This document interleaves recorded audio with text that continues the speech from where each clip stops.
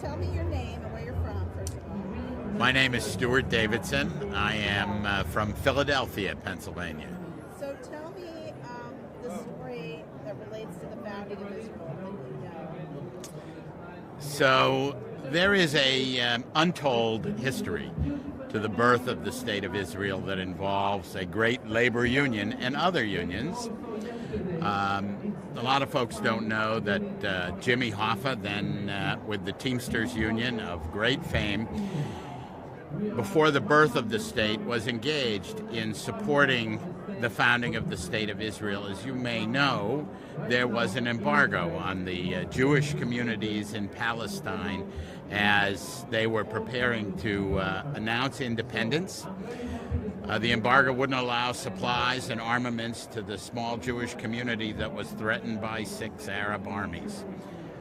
Hoffa and friends of his from Las Vegas, the Greenspans, who had the newspaper there, were determined to help the state survive.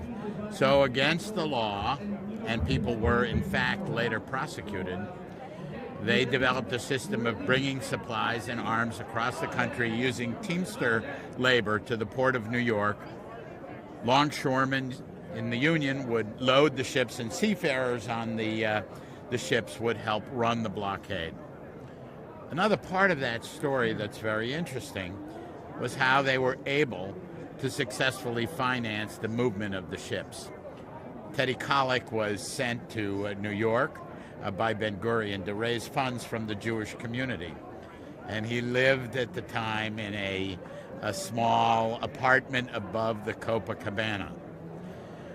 And the lounge singer in the Copacabana was Frank Sinatra.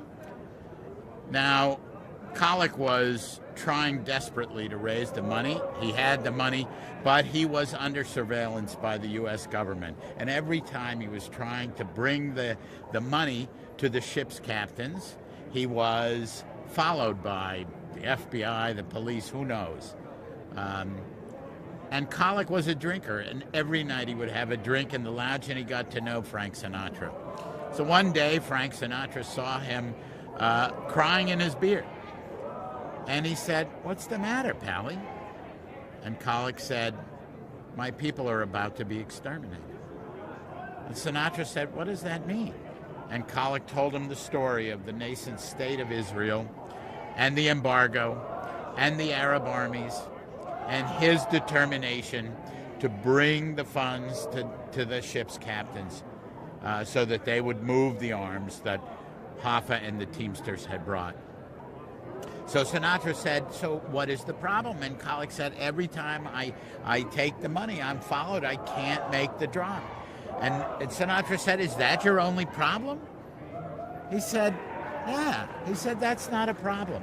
So from that day until the day of independence and beyond, every time it was time to pay a ship's captains, Kollek would leave the lounge carrying a valise, and out the back door, Sinatra would steal and bring a pile of money to the ship's captains. And that's how the movement of these arms against the embargo came to the Jewish state. Very much involved in the survival. And very much after that, Kollek, of course, became the mayor of Jerusalem, and a lifelong relationship between Kollek and Sinatra and Israel was established. And so when you walk around Jerusalem, you will see lots of little plaques and big plaques about Sinatra. But it was that relationship between them and the Teamsters and the longshoremen and the seafarers that was critical to the survival of pre-independence Israel. Amazing. And you're a great storyteller. I'm sorry we had interference. So someday somebody might want to re-interview you. Okay, well. What a great story. And now you've revealed the mystery to me, because when I walk around Jerusalem, I've always wondered. Why is there so much Sinatra? Big music fans? No, they all had a role to play, and a very important one.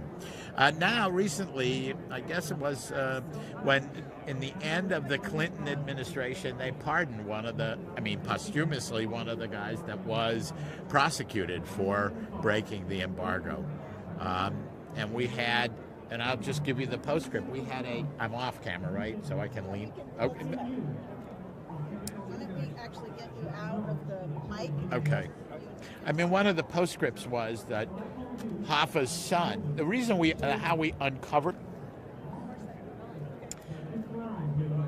there's a postscript to this story. Jimmy Hoffa, president of the Teamsters Union, became aware of the struggles of Israel after its birth with settling the children of the Holocaust. And so determined was he to help that he raised hundreds of thousands of dollars in Detroit one year. It was in 1955.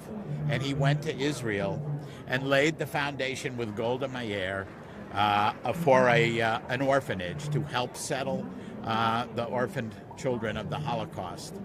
Fast forward to this, and about 10 years ago, his son, now president of the Teamsters Union, took a delegation of the leadership of the unions in search of that home.